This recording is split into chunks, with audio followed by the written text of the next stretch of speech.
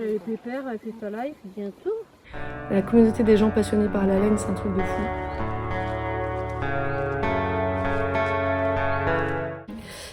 Donc du coup, moi, c'est Manon Kister. Je travaille à l'ADR Limousin depuis 2 ans. Et donc dans mon travail, j'ai plusieurs volets. Un volet qui est de l'animation technique, avec notamment l'animation de groupes d'échange entre paysans et paysannes sur différentes thématiques. Donc j'ai des groupes sur le maraîchage, sur les petits fruits, sur la pépinière, c'est la production de plants, l'arboriculture et la laine, voilà, notamment.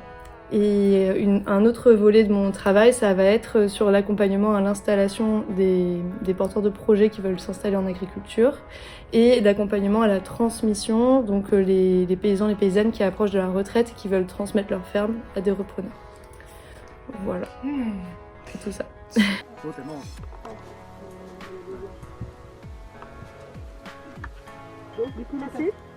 L'ADR Limousin, en fait, c'est une structure qui a des valeurs très importantes, qui porte le projet politique de l'agriculture paysanne, qui est avant tout une démarche qui est définie avec différents thèmes. Ça va de l'autonomie des fermes, en passant par le développement local, le travail avec la nature, la qualité des produits qui sont faits. Et donc tout ça, c'est des choses qui correspondent à mes valeurs. J'ai fait des études d'ingénieur agronome et donc en sortant de là, je voulais bosser pour une agriculture qui me parle. Pour notamment l'objectif de l'agriculture paysanne, c'est d'avoir des paysans et des paysannes nombreux et nombreuses, d'avoir des campagnes vivantes. Donc c'est que des choses pour lesquelles j'ai envie de bosser, donc c'est pour ça que je me suis tournée vers une ADR. L'ADR Limousin travaille sur les 3 départements du Limousin, Creuse, Corrèze, Haute-Vienne. On a gardé cette identité un peu anciennement régionale parce qu'elle est vraiment cohérente par rapport au territoire et les paysans se reconnaissent bien et puis c'est la bonne échelle pour travailler. Et donc sur la laine, il y a déjà une dizaine d'années, l'ADR avait un peu impulsé avec plein de paysans et paysannes moteurs et motrices des réflexions et du travail pour valoriser la laine limousine. Et ça avait débouché à la création en 2008 d'une association qui s'appelle Laine Locale Réseau Limousin. Elle forme les éleveurs au chantier de tri de la laine. Elle fait un peu de lien entre eux, elle va organiser de la valorisation, elle a acheté des petites machines aussi pour faire un peu des prototypes. Mon objectif avec le groupe, et de toute façon ma manière de travailler, c'est de toujours partir du besoin des paysans et des paysannes dans le groupe et ensuite de proposer des choses pour y répondre. Le micronage du coup, tout de suite le micronage en fait il augmente aussi et on amène du germe. Ce fait de se mettre en collectif comme ça permet de mutualiser certaines étapes de la valorisation, de mutualiser les trajets par exemple jusqu'au lavage, jusqu'au cardage, la filature et de éventuellement réfléchir peut-être à une marque commune ou à des produits en commun, mutualiser la vente, etc. Je fais plusieurs types d'actions dans ce cadre. Je fais plutôt des choses qui vont servir à se former, à acquérir des connaissances. Donc des journées d'échange, des journées parfois avec des interventions d'experts pour que les paysans et paysannes puissent se former et avoir toutes les connaissances nécessaires.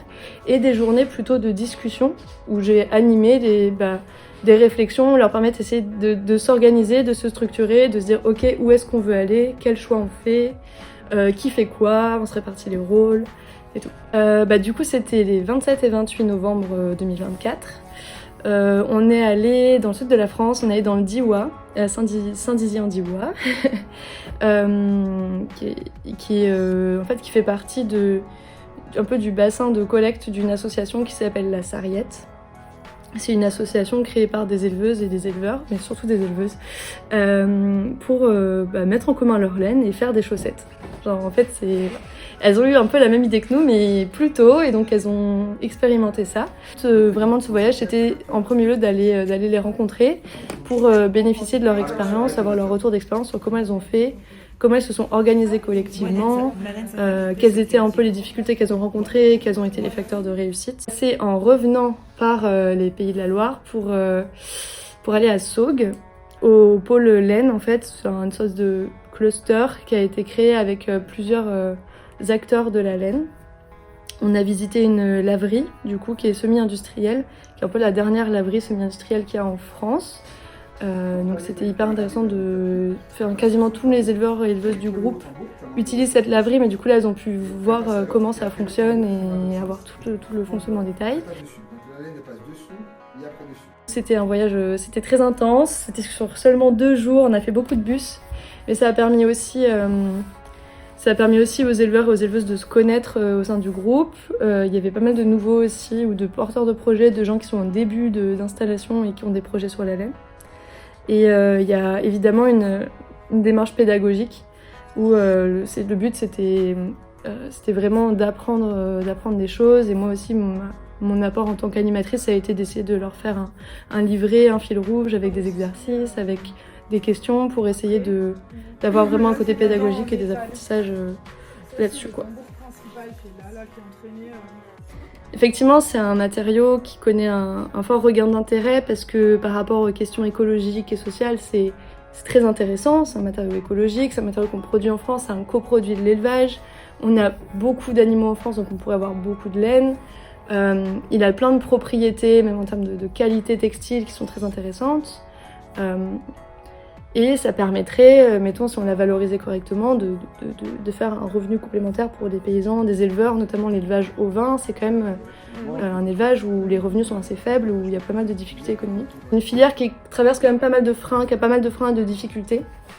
Là, je t'ai repris... je crois qu'on a quelques... Voilà. Aujourd'hui, tu as 4% de la laine issue des élevages français qui est transformée en France.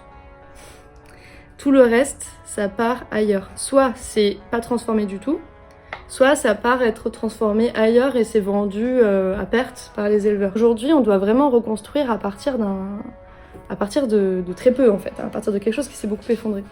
Et on se heurte du coup à des freins parce que aujourd'hui, il y a pas mal d'initiatives multiples isolées en France sur des relativement faible volume. Et si on veut faire ce fameux changement d'échelle, on a besoin de structures plus importantes, on a besoin de grosses laveries, on a besoin de grosses unités de cardage, de filature, des choses comme ça. C'est des grosses machines, ça vaut cher, il faut des gens pour investir dedans en fait. Il faut des gens qui sont prêts à prendre des risques, à investir là-dedans.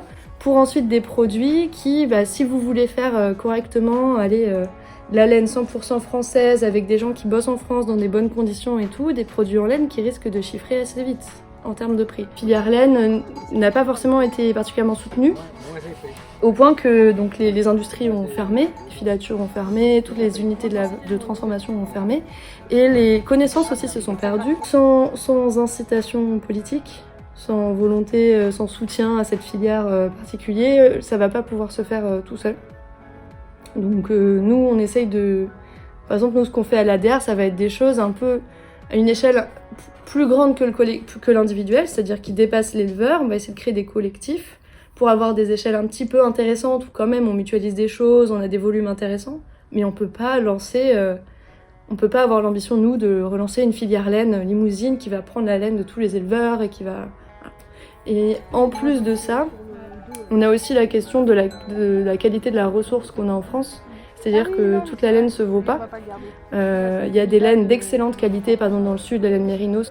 Donc en fait, on a l'impression d'avoir une énorme ressource de laine, mais en fait, il faut distinguer selon les qualités. Toutes les laines ne vont pas se prêter à une valorisation en pull ou en chaussettes ou autre. Mais je ne veux pas dépeindre un tableau trop noir non plus. Il y a aussi des initiatives qui se font. Enfin, franchement, en Nouvelle-Aquitaine, on est bien lotis avec les NAMAC et le cluster laine donc, qui se développent. Il y a une volonté de recenser des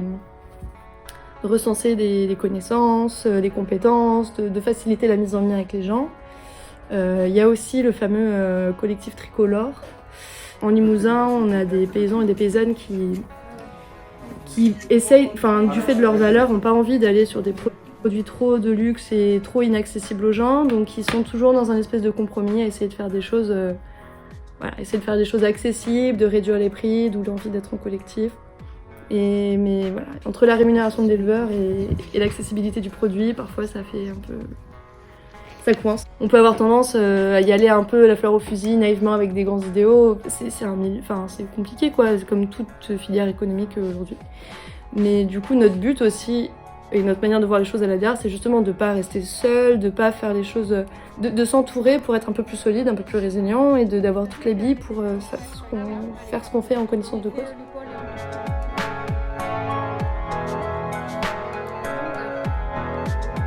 Oui, on fait plein de choses différentes. Ça.